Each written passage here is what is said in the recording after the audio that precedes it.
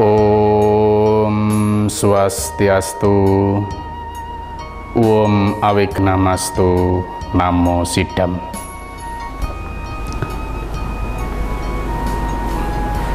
Para pemirsa Gajayana TV, umat Hindu dimanapun Anda berada, berjumpa kembali dengan saya dalam acara Penyejuk Hati Hindu di televisi kesayangan Anda, Gajayana TV, bersama kita berjaya.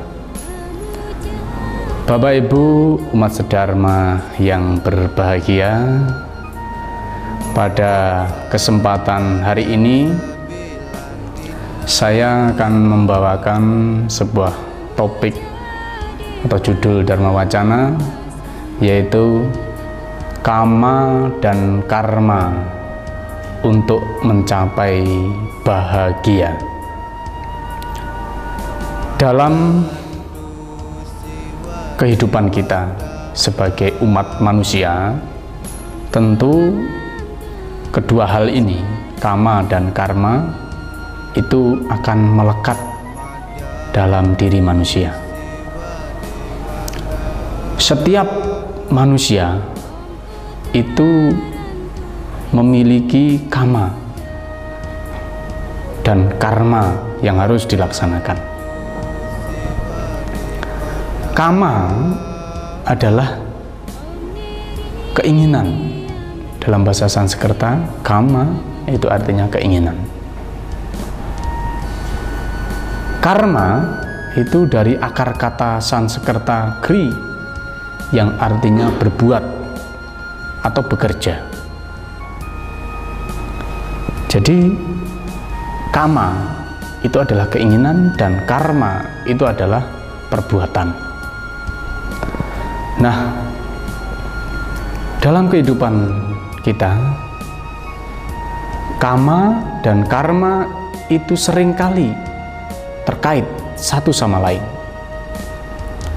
Manusia dalam berbuat atau melakukan perbuatannya itu pasti memiliki motif tertentu atau keinginan tertentu. Jadi bahkan tidak mungkin manusia menjalankan kehidupannya, perbuatannya dalam kehidupannya itu tidak memiliki motif. Selama manusia masih berada di dalam pengaruh maya, selama manusia berada dalam pengaruh materi atau jasmani ini, manusia akan tetap diliputi oleh kama atau nafsu. Dalam Kekawin Ramayana disebutkan bahwa nafsu ini menjadi satu dengan badan kita.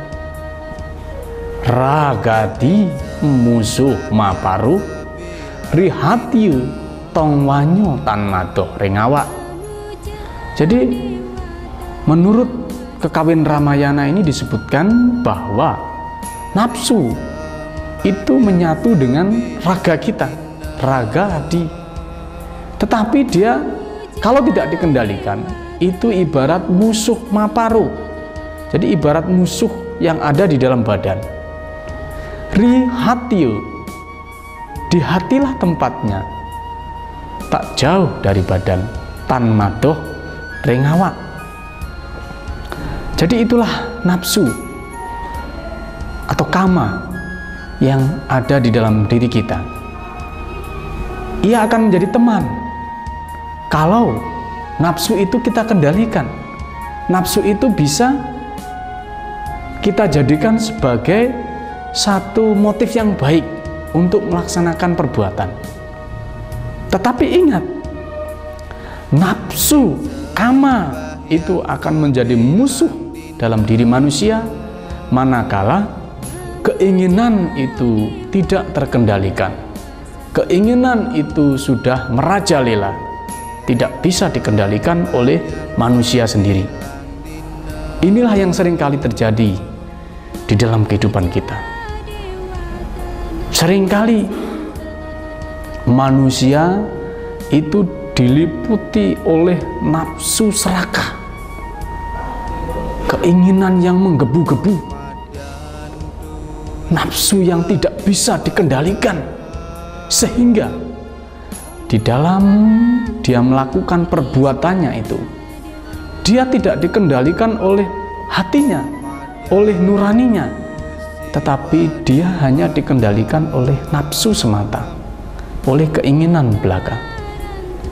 Sehingga ketika dia melakukan perbuatan, berbuat atau bekerja dalam kehidupannya, ketika motif-motifnya itu adalah nafsu semata, maka seringkali manusia itu melakukan hal-hal yang bertentangan dengan ajaran dharma, norma-norma, bahkan juga bertentangan dengan masalah hukum. Nah, Bapak Ibu umat sedharma yang berbahagia, karma itu adalah hal yang melekat dalam diri manusia. Kerja dan berbuat itu adalah hal yang melekat di dalam manusia.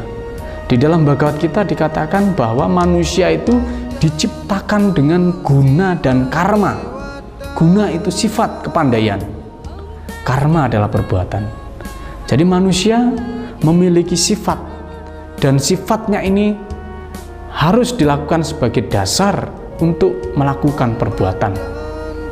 Ketika manusia tidak bisa menggunakan gunanya yang baik, yaitu satwam, guna satwam yang baik untuk melakukan perbuatan, maka hal yang terjadi adalah sebaliknya. Nah, lalu bagaimanakah kita supaya kita bisa menggunakan karma, guna atau mungkin kama kita secara baik dalam kehidupan kita sehari-hari? Nanti akan kita bahas setelah yang lewat berikut ini.